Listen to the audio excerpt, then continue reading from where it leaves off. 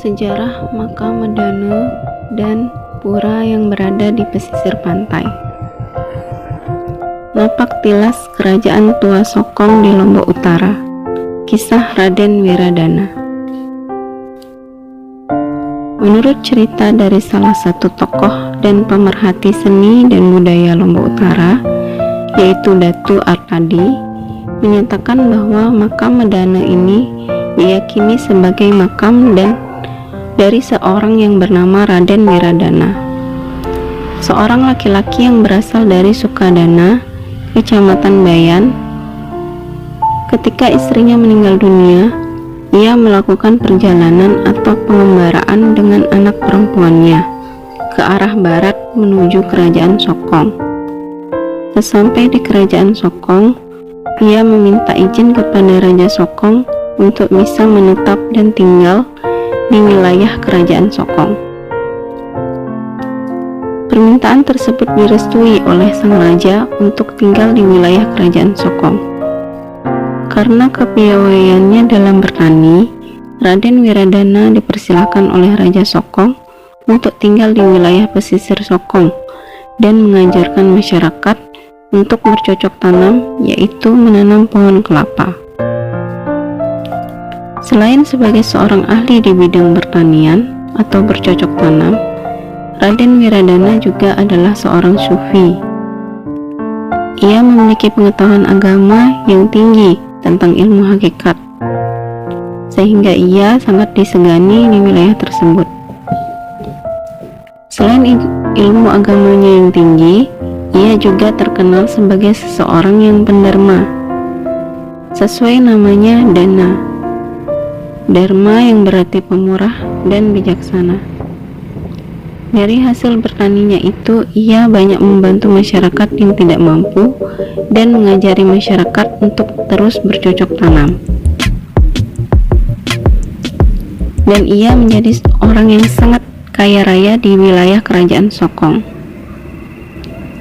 Berita tentang kedermawaan dan kebijaksanaan Raden Wiradana kemudian didengar oleh pihak kerajaan.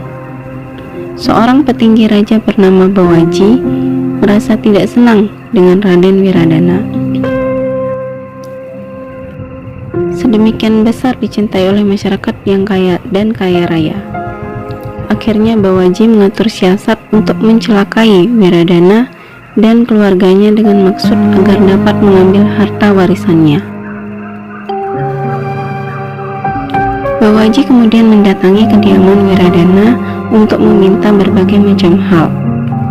Setiap permintaan Bawaji selalu dipenuhi olehnya, meskipun merugikannya. Melihat sikap Wiradana yang tidak berubah meskipun dikuras semua hartanya, Bawaji akhirnya mengajukan permintaan yang mengejutkan, yaitu Bawaji meminta anak satu-satunya untuk dibunuh.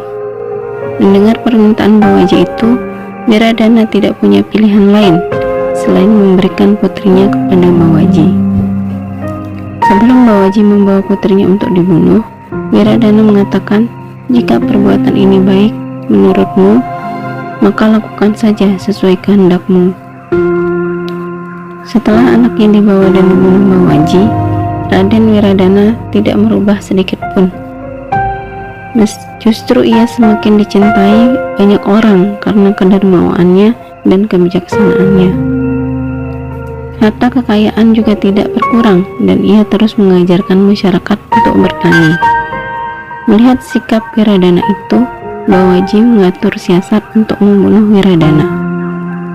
Suatu hari Bawaji kembali mendatangi Wiradana dan mengajukan permintaan kepada Wiradana. Wiradana kembali mengatakan, "Jika itu baik menurutmu, maka lakukan saja." Bawaji kemudian meminta untuk membunuhnya, dan Wiradana pun menyanggupinya. Namun, sebelum Bawaji membunuhnya, Raden Wiradana mengeluarkan dua kutukannya kepada Bawaji. Pertama, bahwa setelah ia mati nanti, Bawaji tidak akan dapat mewarisi harta kekayaannya, karena seluruh harta kekayaannya akan berubah menjadi batu. Kutukan kedua adalah seluruh keturunan Bawaji tidak diperbolehkan masuk wilayah Medana pada waktu itu yang belum bernama Medana. Berita kematian Raden Wiradana akhirnya didengar oleh Raja Sokong. Raja menjadi sangat marah dan memerintahkan pasukannya untuk menangkap Bawaji yang telah membunuh Wiradana. Setelah Bawaji tertangkap, ia kemudian dikiring menuju kerajaan dan dihukum pasung oleh raja karena telah membunuh Wiradana yang telah diberikan izin oleh raja untuk tinggal di wilayah pesisir pantai. Salah satu peninggalan Wiradana yang terkenal adalah Batu Sambi yang merupakan tempat penyimpanan padi bagi masyarakat.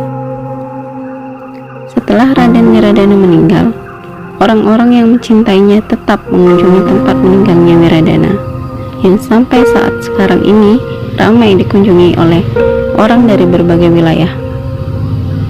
Nama Raden Wiradana diabadikan sebagai nama wilayah di sekitaran pesisir pantai Sokong menjadi Medana.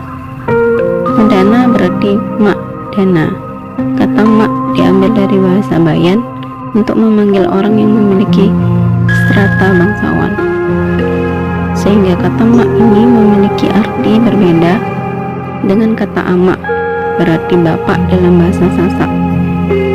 Gabungan kata mak dalam bahasa Bayan dan dana yang diambil dari nama Raden Wiradana yang akhirnya menjadi nama wilayah Medana yang memiliki simbol kebijaksanaan dan kedermawaan.